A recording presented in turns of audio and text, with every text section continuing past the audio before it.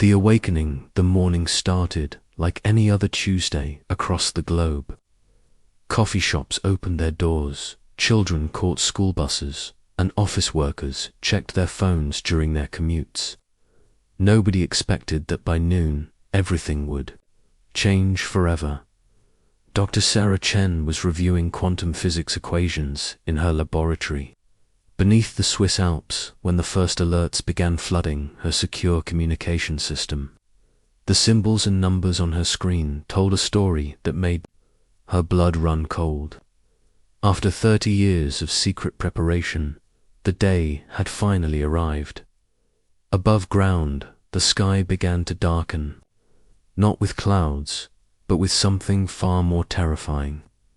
Massive ships, each the size of a city, descended through Earth's atmosphere like falling mountains. Their hulls were smooth and black, reflecting no light, seeming to absorb the very sunshine. Around them, people stopped in the streets, pointing upward, their faces filled with wonder and growing terror. The ships belonged to the Kethmori Empire, a species that had conquered 17 star systems over the past millennium. They were tall, powerful beings with crimson skin and 6 arms, each ending in razor-sharp claws. Their technology was advanced beyond anything most galaxies had ever seen. Their military had never known defeat. Admiral Zextal stood on the command bridge of his flagship, the Crimson Dominion, looking down at the blue and green world below.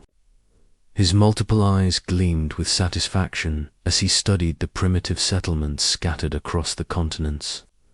The intelligence reports had been accurate.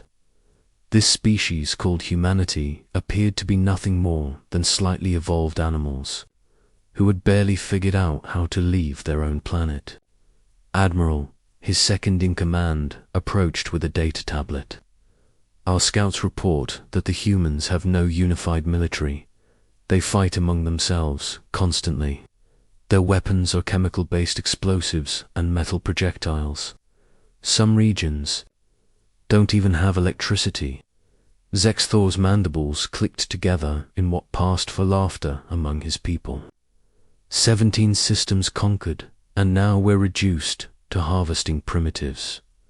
This won't even qualify as a proper battle. Signal the fleet. We'll take this world before the next planetary rotation. But down in her hidden laboratory, Dr. Chen was already implementing protocols that had been developed in secret for decades. Project Silent Dawn had been the most classified operation in human history, involving every major government, corporation, and research institution on Earth. While the world above appeared divided and weak, beneath the surface, humanity had been preparing for this exact moment. Commander Marcus Webb sat in the Global Defense Command Center, buried 3 miles beneath the Rocky Mountains. Around him, screens showed the positions of every Kethmori vessel, tracked by satellites the aliens didn't even know existed.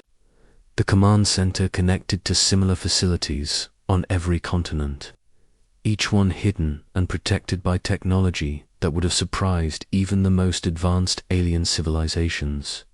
Phase 1 is complete, Webb announced to his team. All civilian populations are moving to designated safe zones. Military assets are assuming defensive positions. Remember, we need them to believe we're helpless for as long as possible. The genius of Silent Dawn wasn't just in its technology. It was in its psychology. For 50 years, since the first detection of alien signals, humanity had been playing a careful game. They had deliberately kept their most advanced weapons and technologies hidden, presenting themselves to any watching alien species as a primitive, divided world barely capable of space travel. Meanwhile, in hidden facilities around the globe, human scientists had been developing quantum engines, energy weapons, and defensive systems that surpassed anything the Kethmori had in their arsenal. The catch was that these technologies required massive amounts of coordination and resources. to deploy effectively. Humanity's apparent weakness had actually been their greatest strength, allowing them to prepare in secret while potential enemies underestimated them. The first Kethmori landing craft touched down in major cities worldwide. The aliens emerged, expecting to find cowering primitives. Instead, they found empty streets. The humans had vanished as if the entire population had simply disappeared into thin air.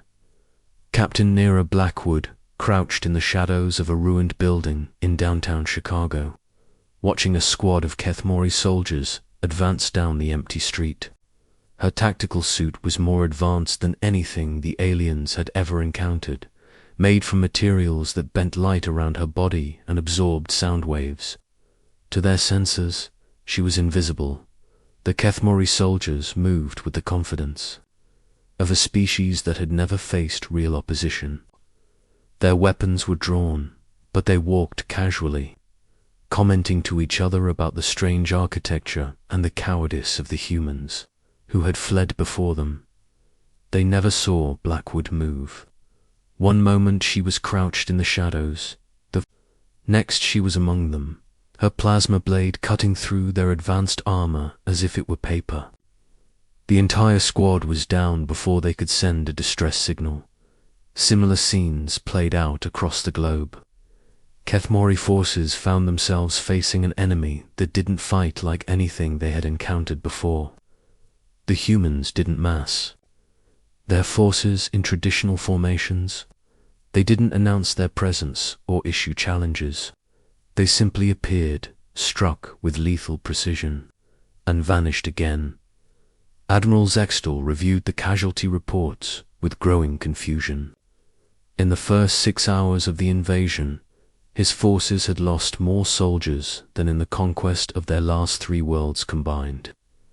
Yet they had seen no human armies, no significant military installations, no signs of organized resistance. "It's impossible," he muttered to his tactical advisor. "Our intelligence clearly showed this species lacks advanced technology. They shouldn't be capable of this level of coordination." What the Admiral didn't understand was that humanity's greatest weapon wasn't their technology. It was their ability to think differently. Where other species fought with honor and tradition, humans fought with creativity and adaptability. They had studied every alien conflict in galactic history, learned from every victory and defeat, and developed tactics that no one had ever seen before. Dr. Chen monitored the global situation from her command center, coordinating the deployment of weapons, systems that had been hidden for decades. Across the Earth, camouflaged installations were rising from beneath lakes, mountains, and forests. Satellite networks that had appeared to be simple communication arrays were revealing themselves as sophisticated weapons platforms that Kethmori had expected to face a primitive species armed with crude weapons. Instead, they found themselves fighting an enemy that had prepared for this war for generations. An enemy that had turned their entire planet into a fortress while maintaining the illusion of weakness. As the first day of the invasion ended, Admiral Zexthal stood in his command center, studying reports that made no sense. His forces controlled no territory. They had achieved no strategic objectives. Worse, they were losing soldiers at an alarming rate to an enemy they couldn't even see. For the first time in his military career, the Admiral felt something he had never experienced before: doubt. The primitives of Earth were proving to be something entirely different from what his intelligence had suggested. They weren't just defending their world. They were hunting his forces like predators. As night fell over Earth, the real war was just beginning. The humans had shown their hand, revealing that they were far from the helpless primitives the Kethmori had expected.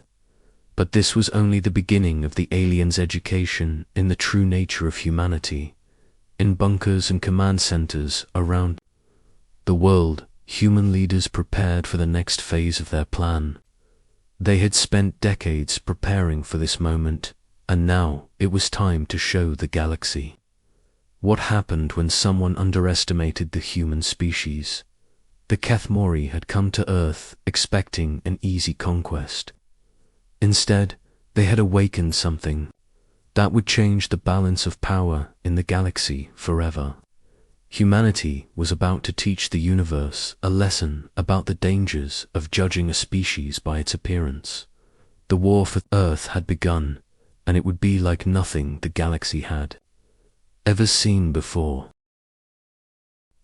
The reckoning 3 days into the invasion, Admiral Zextal realized he had made the greatest tactical error of his career. The Kethmori Empire had conquered 17 star systems by following the same pattern: arrive with overwhelming force, demonstrate superior technology, and wait for the primitive species to surrender. It had worked perfectly for 1,000 years. Earth was different. Earth was wrong. The Admiral stared at the holographic display showing the positions of his fleet. Of the 200 ships he had brought to conquer this insignificant world, 37 had already been destroyed or severely damaged, not by massive space battles or heroic last stands, but by weapons that appeared from nowhere, struck with impossible precision, and vanished before his forces could respond. "Sir," his communications officer approached with visible nervousness.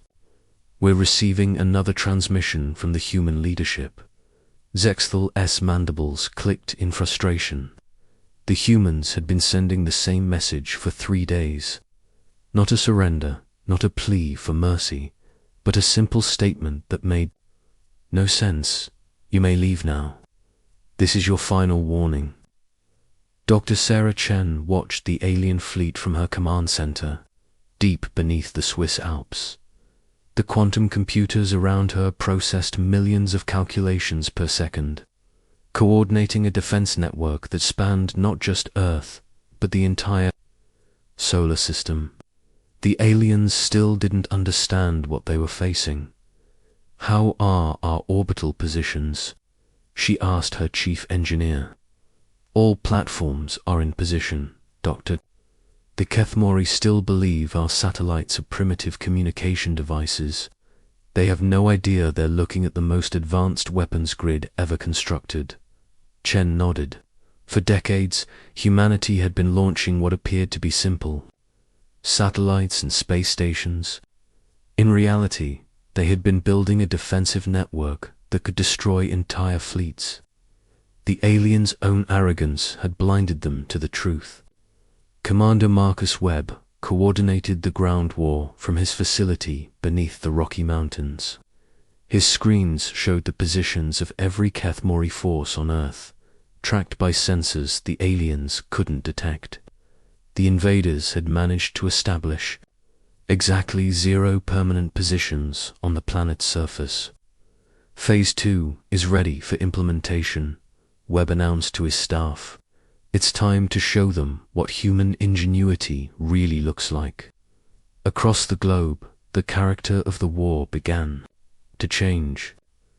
The humans had spent the first 3 days learning their enemies' tactics, studying their technology, and mapping their weaknesses. Now it was time to go on the offensive. Captain Nera Blackwood led her team through the ruins of London, where a Kethmori command post had been established in the old financial district. The aliens had chosen the location because it offered clear sightlines and defensible positions. They had no idea that the humans had been preparing for urban warfare in these exact streets for decades. The assault began at dawn. Blackwood's team moved through tunnels that had been excavated years earlier, emerging inside buildings that the aliens thought were empty. The attack came from every direction at once, coordinated by artificial intelligence systems that could process battlefield information faster than any organic mind. The Kethmori defenders found themselves facing weapons they couldn't understand. Human soldiers wielded energy rifles that fired crystallized plasma, wore armor that could stop their most powerful weapons, and moved with the coordination of a hive mind.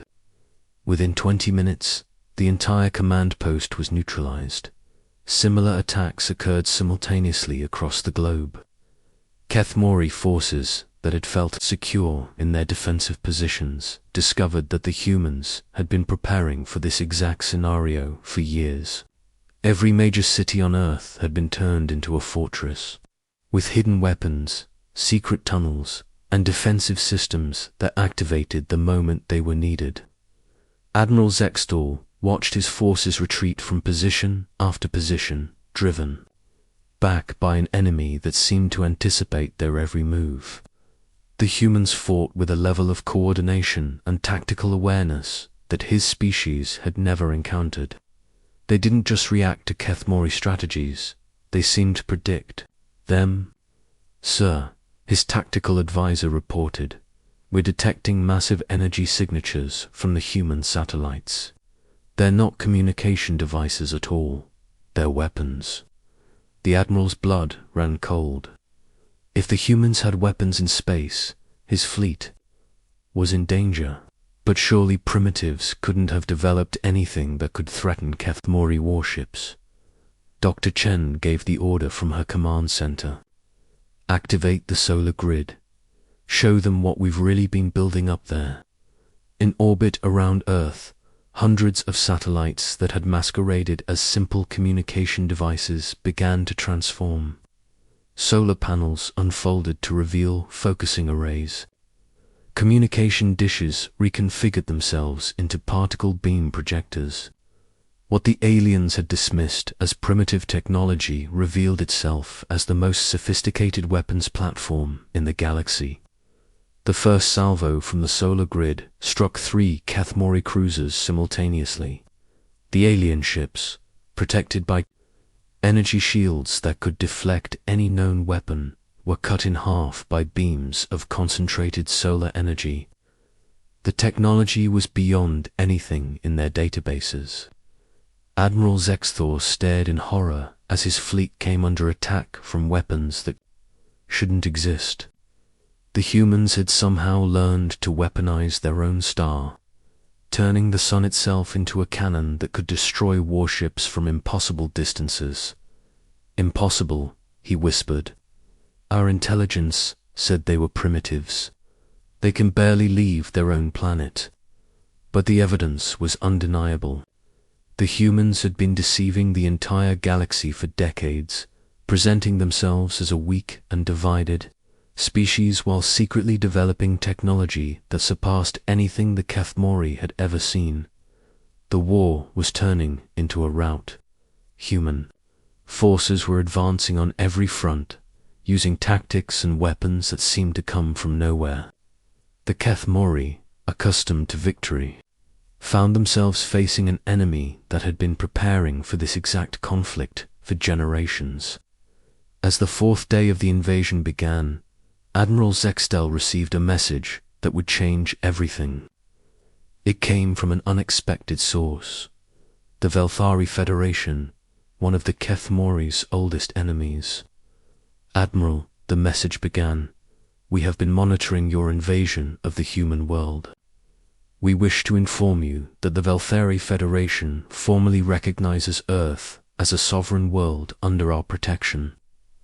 Any further acts of aggression will be considered an act of war against our people." Similar messages arrived from 5 other major galactic powers. The humans had somehow managed to secure alliances with species that had been fighting each other for centuries. The political landscape of the galaxy was shifting, and Earth stood at the center of it all. Commander Webb smiled as he read the diplomatic reports. The military preparation had been only part of humanity's plan.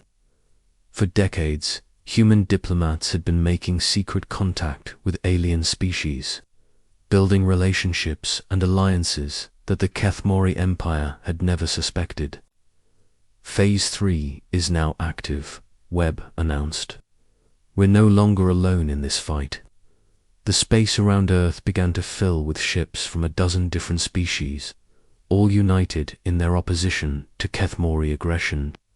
The humans had accomplished something that had never been done before. They had united the galaxy's fractured powers against a common enemy. Dr. Chen watched the tactical display as alien reinforcements arrived to support Earth's defense. The Kethmori fleet was now outnumbered 3-1, trapped in a solar system that had revealed itself to be the most heavily fortified location in the galaxy. Admiral Zextal, she transmitted on all frequencies, "This is Dr. Sarah Chen of the Earth Defense Command. You have 1 hour to withdraw your forces from our system. This is your final warning." The Admiral looked round his command bridge at officers who had never known defeat. The Kethmori Empire had built its reputation on the conquest of Uyghur species. Now they faced an enemy that had turned their greatest strength against them. "Signal the fleet," he ordered quietly. "We're withdrawing from this system." As the Kethmori ships began their retreat, humanity watched from the surface of their world. They had faced the galaxy's most powerful empire and emerged victorious.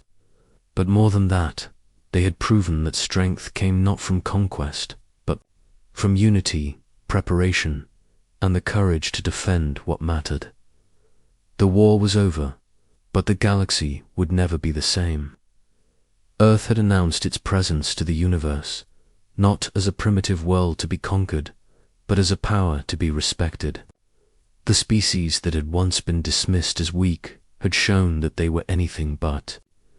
In the years that followed, the human species would become a major force in galactic politics, remembered not for their aggression, but for their ability to unite others against common threats. They had taught the galaxy an important lesson.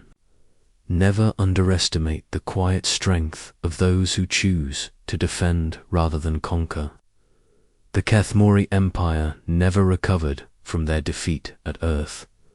Admiral Zextal spent the rest of his career trying to understand how his people had so completely misunderstood the nature of humanity.